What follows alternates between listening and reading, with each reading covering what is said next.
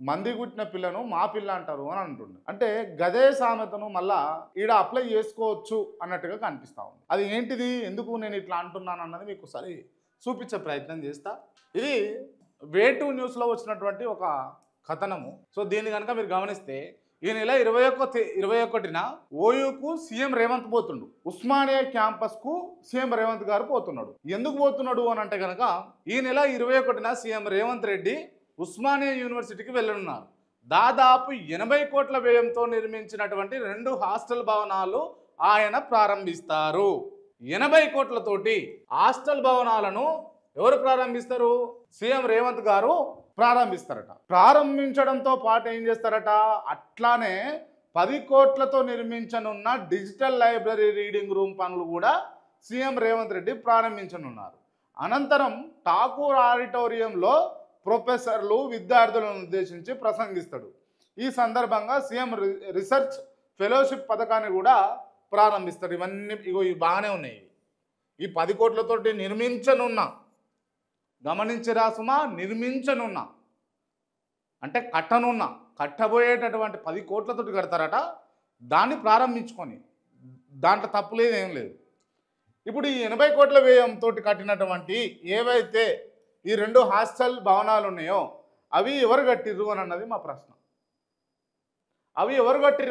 ప్రశ్న. ఎవరు కట్టిర్రు? క్లియర్గా గత ప్రభుత్వం అయినటువంటి బీఆర్ఎస్ కట్టినటువంటి భవనాలు అవి 2 కూడా హాస్టల్ భవనాలు. 80 కోట్ల వ్యయంతో నిర్మించినటువంటి హాస్టల్ భవనాలు. వాటిని ఇప్పుడు రేవంత్ రెడ్డి గారు ఓపెన్ చేయబోతా ఉన్నారు. దానికి చిక్కా రంగులు అద్ది ఇప్పుడు ఇలా ఓపెన్ చేయబోతున్నారు. అందుకే నేను చెప్పిన, కేసీఆర్ ఏమంటాడు, సామెతల రూపంలో మంది గుట్టిన పిల్ల మా పిల్ల అంటాడు అని చెప్పేసి ఈడ క్లియర్గా రాయొచ్చు, అంటే చెప్పుకోవచ్చు కదండి. గత ప్రభుత్వంలో కట్టినటువంటి 80 కోట్ల వ్యయంతో నిర్మించినటువంటి హాస్టల్ భవనాలను సీఎం రేవంత్ రెడ్డి గారు ఈ ప్రభుత్వంలో ఓపెనింగ్ చేయబోతా ఉన్నాడు అని రాయొచ్చు కదండి. ఇక్కడ కూడా రాయొచ్చు కదా. అంటే దయచేసి గమనించాలి, కాంగ్రెస్ అధికారంలోకి వచ్చినప్పటి నుండి కొంతమందికి ఎవ్వరికి లేదు, అసలు నొప్పే లేదు. కానీ ఇక కాంగ్రెస్ అధికారంలోకి వచ్చినప్పటి నుంచి ఇప్పటిదాకా చూసుకుంటే తట్టెడు మట్టెత్తింది లేదు, తట్టెడు మట్టెత్తింది లేదు, ఇటుక పిల్ల తీసి ఇటు పెట్టింది లేదు, ఇటుక పిల్ల తీసి ఇటు పెట్టింది లేదు. ఇటుక పిల్లలు ఉలగొట్టుడు అయింది. తట్టెడు మట్టి ఎత్తిర్రు. ఎట్లెత్తిర్రు? జేసీబీలతో ఎత్తిర్రు. తట్టెడు కాదు, దాన్ని ఏమంటారు, బొక్కెననా, దాంతో ఎత్తిపోసిర్రు.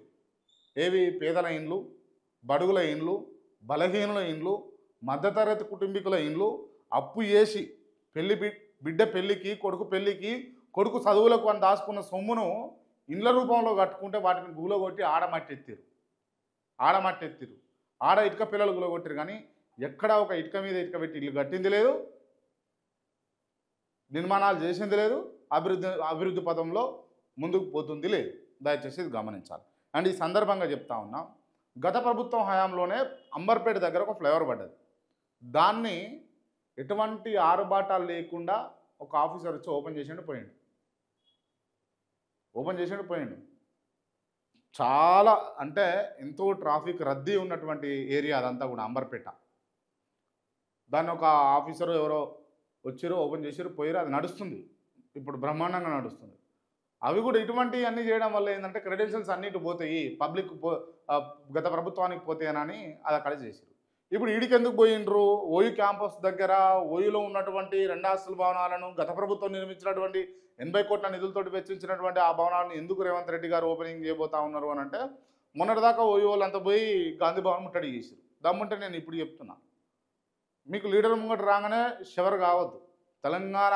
తెలంగాణ ఉద్యమం చేసినాం, తెలంగాణలో పోరాడినాం, కొట్లాడినాం, చాలా ఇబ్బందులు పాలైనాం.